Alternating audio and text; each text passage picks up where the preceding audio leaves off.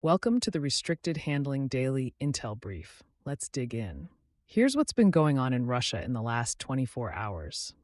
During Russia's massive overnight attack on Ukraine on July 29th and 30th, a Russian missile crossed into Polish airspace and crashed near Tarnowa Kolonia in southeastern Poland. Polish Prime Minister Donald Tusk said the evidence pointed toward a Russian Kh-101 cruise missile. NATO officials called it a violation of Polish airspace, and alliance aircraft were activated to monitor and respond. Now, the important part here is not just that a missile ended up in a Polish field. The bigger issue is the strategic risk calculation Moscow appears willing to accept. Russia has repeatedly conducted strikes near NATO borders, and there have already been drone incursions into alliance territory. But a Russian missile landing inside a NATO member state raises the temperature significantly. Poland made clear there was no indication Russia intentionally targeted Poland. Tusk said the missile likely deviated during an attack aimed at Ukraine. But that distinction matters less from a defense perspective. NATO countries have spent decades building systems around the idea that a missile crossing their border cannot simply be ignored. The response has to be measured.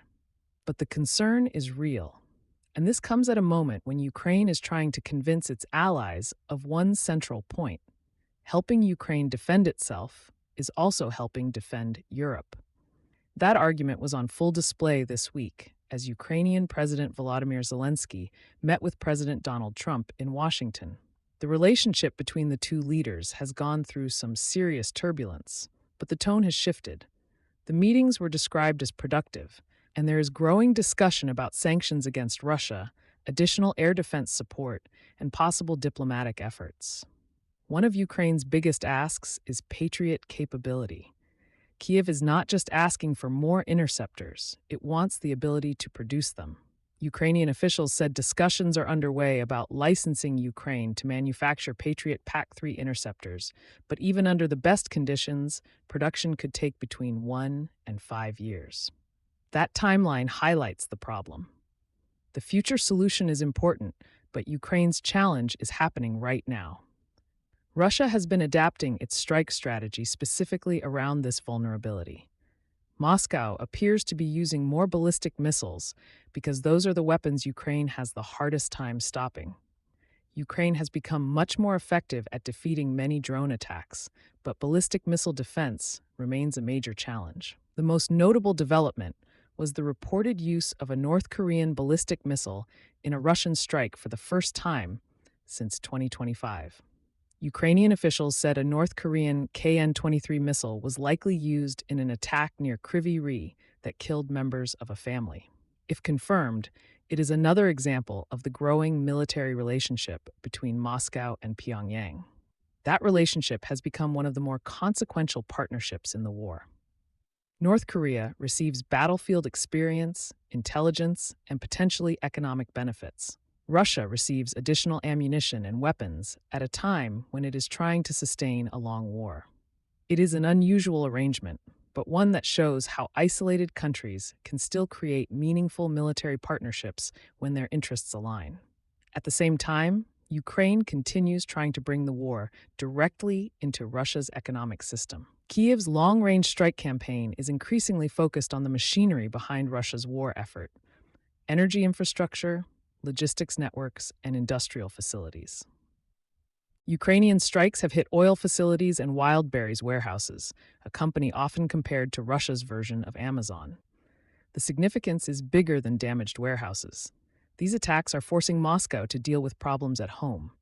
Russia has extended gasoline and diesel export restrictions through January 2027 after Ukrainian strikes damaged parts of the energy sector. Gasoline prices inside Russia have risen significantly this year, and the government has been forced to prioritize fuel deliveries to farmers and other critical sectors. Russia is even discussing arrangements with Kazakhstan to refine Russian crude and send some finished fuel products back to Russia. That is a pretty remarkable situation for a country that has long marketed itself as an energy superpower. The Kremlin is now having to find creative workarounds because protecting every refinery, storage facility, and logistics hub is becoming increasingly difficult. The economic pressure is also exposing another challenge for Moscow: defending everything at once. Russia has to protect its front lines, military industrial facilities, energy infrastructure, and major population centers. Ukraine is deliberately forcing Russia into that uncomfortable math problem, essentially asking, how many places can you defend at the same time? Inside Ukraine, leadership changes continue as Kyiv tries to improve how it manages the war. Former Defense Minister Mikhailo Fedorov said his dismissal was tied to efforts to overhaul defense procurement. Fedorov argued that his push for competitive tenders and restructuring created resistance inside the ministry. His removal came during a broader political and military shakeup that also involved changes to senior military leadership. New Ukrainian military commander Major Gen. Mikhailo Drapati has begun reshuffling senior positions, including changes involving logistics, land forces leadership, and long-range strike coordination. The message from Kyiv is that as the war enters another difficult phase, Ukraine wants a military structure designed for the realities of modern warfare. And finally, Russia is continuing its internal crackdown on information and communication. The Kremlin has placed Telegram founder Pavel Durov on Russia's terrorist and extremist list after the FSB accused Telegram of allowing Ukrainian intelligence services and extremist groups to coordinate operations inside Russia. Telegram remains hugely important inside Russia, including among government officials, military bloggers, and even battlefield users. That creates an awkward situation for Moscow. The Kremlin wants greater control over digital communications, but Telegram has also become part of the ecosystem that Russian officials and military communities rely on every day. It is a little like trying to shut down the stadium while your own team is still playing on the field. Thanks for listening. Go enjoy the rest of your day before the geopolitical situation gets worse again. For the full written brief, it's restrictedhandling.substack.com. We'll see you in the next one.